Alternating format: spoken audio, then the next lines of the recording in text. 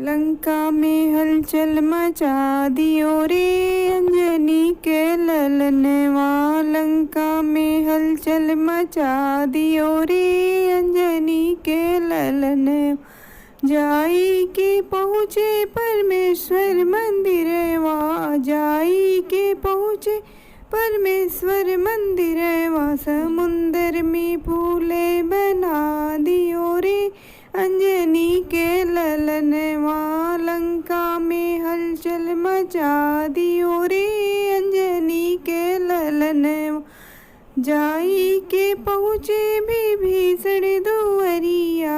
जाई के पहुँचे विभीषण दुआरिया। सीता के पता लगा लियो रे अंजनी के ललनवा।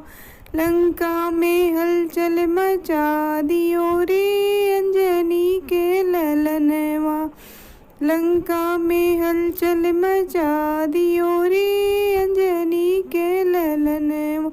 जाई के पहुँचे अशोक की डरिया। जाई के पहुँचे अशोक की डरिया। सीता के मुंदरी गिरा दियो रे अंजनी के ललनवा। लंका में हलचल मचा दियो रे अंजनी के ललनवा। जाई के पहुँचे रावण दुआरिया। जाई के पहुँचे रावण दुआरिया। सोने के लंका जरा दियो रे अंजनी के ललनवा। लंका में हलचल मचा दियो रे अंजनी के ललनवा। लंका में हलचल मचा दियो रे अंजनी के ललनवा। जाई के पहुँचे अयोध्या नगरिया। जाई के पहुँचे अयोध्या नगरिया।